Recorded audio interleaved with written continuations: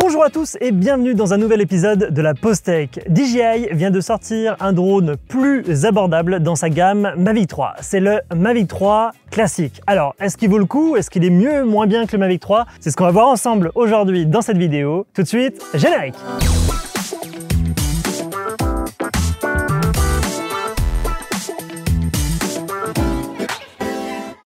Au niveau design général de l'appareil, c'est un Mavic 3. La seule différence notable qu'on pourra constater vu de l'extérieur, c'est qu'il n'y a pas le zoom sur le dessus du capteur principal. Le capteur principal a été designé avec Hasselblad, et donc on retrouve exactement les mêmes caractéristiques qu'on retrouvait sur le Mavic 3. On va tout de suite parler de son placement dans la gamme des Mavic 3 de DJI. Alors on a un peu un changement dans les noms de la gamme de DJI, parce qu'avant on avait le Mavic normal et le Mavic Pro qui venaient rajouter des fonctionnalités. Là on a fait l'inverse, on a sorti d'abord le Mavic 3 qui pourrait correspondre à un Mavic 3 Pro et on a sorti ensuite un Mavic 3 classique qui pourrait correspondre à un Mavic normal en fait dans la gamme. Pour ceux qui ont déjà vu le test du Mavic 3, je vais vous spoiler tout de suite, c'est exactement le même drone mais avec le zoom en moins. Allez salut, bon vol! Merci. C'est pas fini.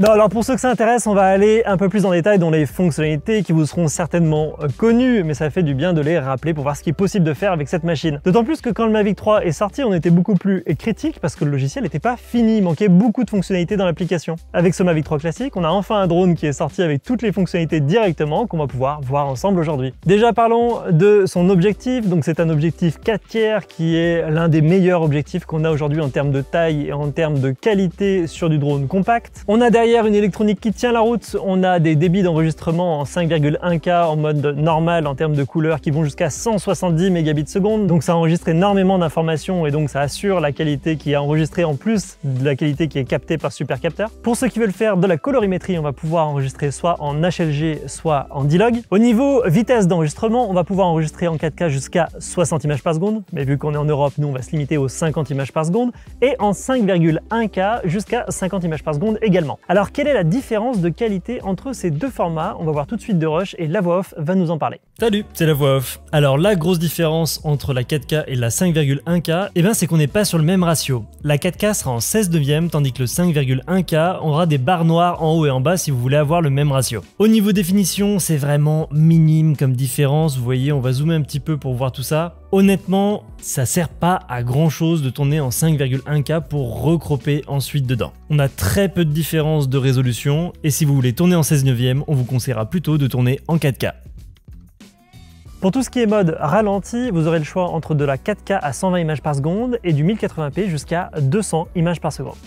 Nous allons maintenant comparer la qualité en vidéo sur plusieurs appareils. Le Mavic 2 Pro, le Mavic 3 et le Mavic 3 classique. Nous les avons testés dans deux conditions bien différentes. Dans un premier temps, avec un couvert nuageux. C'est la situation la plus favorable pour les drones et plus particulièrement pour les petits capteurs et on marquera très peu de différence entre le Mavic 2 Pro et le Mavic 3, que ce soit le Mavic 3 classique ou le Mavic 3 normal. Je vais parler très rapidement des différences entre le Mavic 3 et le Mavic 3 classique. Vous allez voir tout au long de ce comparatif de qualité vidéo qu'il n'y a quasiment aucune différence, voire aucune différence du tout entre ces deux capteurs. C'est bien la même chose et vous retrouverez exactement la qualité du Mavic 3 sur le Mavic 3 classique. Par contre, là on a une grosse différence entre le Mavic 2 Pro et le Mavic 3 classique. Sur un couvert nuageux, qui a encore une fois les conditions les plus favorables à un petit capteur, on voit relativement peu de différence. Il sera difficile de saisir quelle image est du Mavic 2 Pro, du Mavic 3 classique, malgré que au niveau global, on constate quand même une meilleure plage dynamique. Vous voyez par exemple les nuages qui sont moins lumineux, et une sensation globalement que c'est une meilleure image, une image plus naturelle par rapport à ce qu'on peut voir sur le Mavic 2 Pro,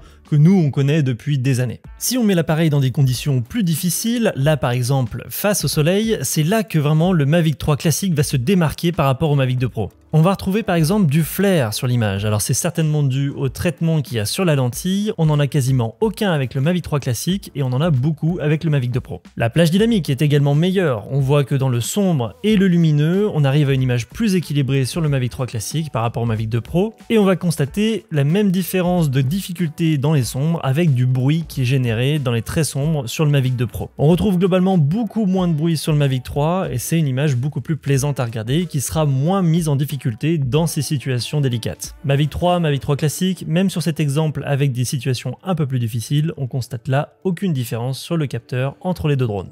Donc là on a vu en situation réelle, maintenant qu'est-ce que ça donne en conditions extrêmes, en conditions de basse luminosité? Premier test en full auto. La taille du capteur, naturellement, fait la différence. Le Mavic 3 classique et le Mavic 3 normal s'en sortent mieux en basse luminosité et peuvent descendre plus bas en ayant une image plus propre. Alors qu'est-ce que ça donne si on bloque les ISO pour voir le comportement avec le même paramétrage? Et bien lorsqu'on bloque les ISO, on voit très nettement que l'image bruite beaucoup plus sur le Mavic 2 Pro que sur le Mavic 3 et sur le Mavic 3 classique. Et vraiment, on aura poussé les tests dans tous les sens, on n'aura vu aucune différence entre le Mavic 3 classique et le Mavic 3 sur l'image.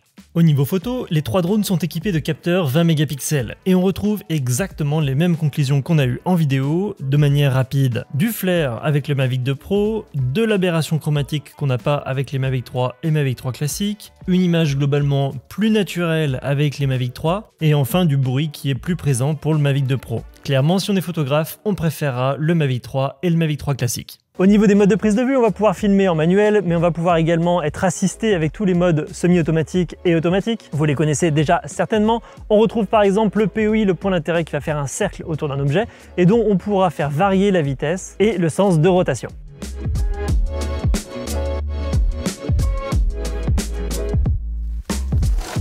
On retrouvera également Spotlight, qui était mon mode de prise de vue préféré en semi-automatique, mais qui depuis le passage à DJI Fly, on en a déjà parlé dans cette vidéo où je parlais spécifiquement de ce mode de prise de vue qu'on a perdu avec le Mavic 3. Et bien la mauvaise surprise, c'est que le Mavic 3 classique fait pareil que le Mavic 3 normal, rien de surprenant, mais on retrouve toujours cet effet de rotation alors qu'on aimerait garder une ligne droite sur du Spotlight. C'est donc bien dommage, mais je vais pas revenir sur le sujet, vous avez toute cette vidéo pour comprendre pourquoi est-ce que c'était important pour moi. On va retrouver également tous les modes automatiques très assistés qui sont sur DJI Fly depuis quelques générations maintenant. On va retrouver les Master Shots qui font une série de plans automatiquement, ce qui permet d'avoir évité de piloter tout simplement. Et on retrouvera également tout ce qui est Quick Shot, fusée, dronie, voilà. Bon, vous commencez à connaître ces modes-là. Nous, on les utilise pas trop, on fait ça plutôt avec tout ce qui est POI et Spotlight, mais pour les personnes qui débutent, ça ira très bien. En mode de prise de vue automatique, on va retrouver le Active Track, c'est-à-dire le suivi de personnes, et on a fait le test, je vous laisse tout de suite voir les images. En mode normal, le Mavic 2 Pro n'avait des détecteurs d'obstacles qu'à l'avant et à l'arrière, et deux sur les côtés qui étaient peu utilisés. Le Mavic 3 passe en mode 360 en évitant les obstacles dans tous les sens.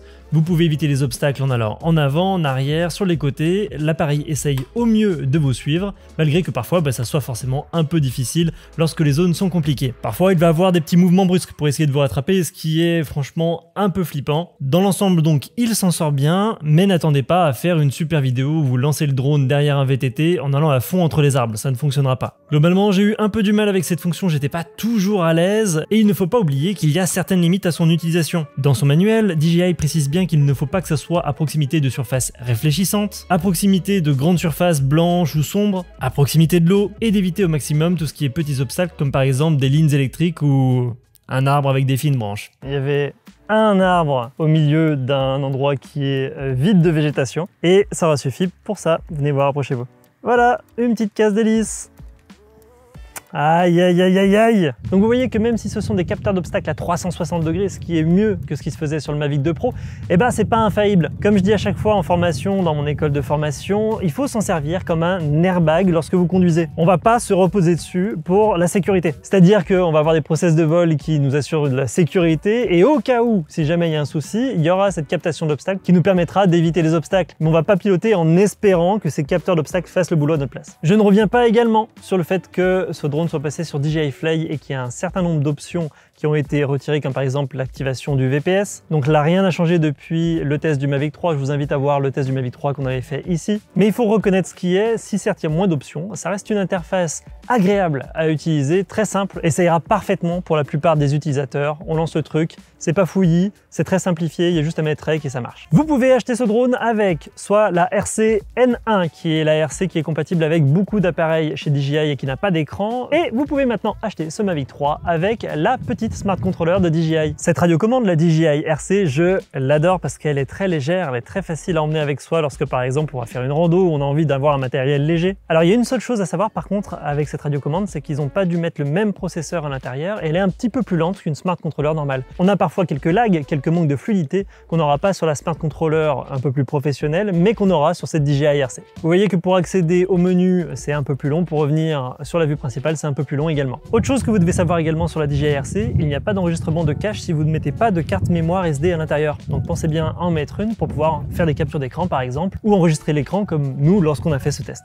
Quelle que soit la radiocommande que vous prendrez, on aura LocusSync 3.0 qui est maintenant testé et retesté, qui est ultra fiable et qui permet d'avoir une portée qui est excellente. Au niveau du comportement en vol, on avait dit que le Mavic 3 de base était très nerveux et qu'il avait un comportement parfois un tout petit peu bizarre en termes de nervosité. Ce Mavic 3 classique se comporte un petit peu mieux, c'est-à-dire qu'on retrouve les mêmes défauts de variation d'inclinaison de l'assiette alors qu'on ne fait pas de variation sur les joysticks, surtout lorsqu'on fait un travelling dans le coin inférieur droit comme ça. Mais DJI semble avoir modifié les rates par défaut en sortie de carton. Ils sont maintenant un peu plus doux et du coup on retrouve un comportement un peu plus normal. Là j'ai testé les deux drones côte à côte et en termes de vol, je trouvais encore le Mavic 3 trop agressif sur les rates et le Mavic 3 classique a amélioré ça, j'étais plus à l'aise. On retrouve également l'excellente autonomie du Mavic 3 avec 46 minutes de vol annoncées. Alors on est plus entre 38 et 40 minutes en réel lorsqu'on fait des choses très simples, mais ça reste quand même une autonomie monstre. On a largement le temps de faire tout ce qu'on veut et on a toujours cette impression avec ce Mavic 3 de oh, mais il est encore en l'air ce machin avec cette batterie, c'est fou quoi, c'est génial. On a clairement plus peur de la panne et ça c'est vraiment la grosse amélioration sur cette gamme, donc vous pourrez vous faire plaisir longtemps, même avec une seule batterie. Une petite différence entre les deux appareils se situe au niveau de la protection. Elle a légèrement été améliorée pour pouvoir laisser passer l'accès au port USB lorsque la nacelle de protection est en place. Là par contre, c'est la grosse nouveauté, c'est la partie réglementaire. Le DJI Mavic 3 classique est le premier drone à sortir directement avec une certification C1, la certification qui est demandée pour la réglementation européenne. Vous pouvez le voir, il est sur le bras de l'appareil juste ici. Cette norme, grâce au fait que l'appareil fait uniquement 895 grammes, va lui permettre d'évoluer dans les scénarios A1. Scénario A1, je vous rappelle, pour tout ce qui est scénario catégorie ouverte, on peut voler à proximité de personnes, on peut survoler des personnes si on ne l'a pas fait exprès, mais il faut s'éloigner si on se rend compte qu'on les a survolées. Il faut enregistrer son drone sur Alpha Tango. Bref, vous connaissez la catégorie C1 maintenant, ça fait plusieurs fois qu'on en parle sur la chaîne, et si vous voulez avoir plus d'informations, on a fait une vidéo sur le Mavic 3 lorsqu'il est devenu compatible avec la norme C1. Et maintenant parlons du nerf de la guerre, de ce pourquoi ce Mavic 3 classique va intéresser les gens. Pour la moula, ce drone est moins cher qu'un Mavic 3 normal et donc on retrouve un tarif qui est un peu plus équilibré ce qu'on se trouvait sur le Mavic 2 Pro par exemple. Alors au moment où on tourne cette vidéo, on ne connaît pas les tarifs définitifs, on nous a donné des fourchettes de tarifs, mais normalement il devrait apparaître maintenant sur votre écran. Vous avez vu, c'est bien, hein, c'est beaucoup moins cher quand même. Et donc du coup, à la question que vous vous posez peut-être, est-ce que ce Mavic 3 classique est fait pour moi? Et la réponse est très simple pour une fois, ça va pas du tout être nuancé. Vous avez besoin du zoom? Prenez un Mavic 3. Vous n'avez pas besoin du zoom? Prenez un Mavic 3 classique. C'est aussi simple que ça. Allez, je vous remercie d'avoir vu ce test jusqu'au bout et d'ici la prochaine, bon vol! Ah oui, je sais, hein. Un accident dans un arbre. Tu vas me dire, c'est classique?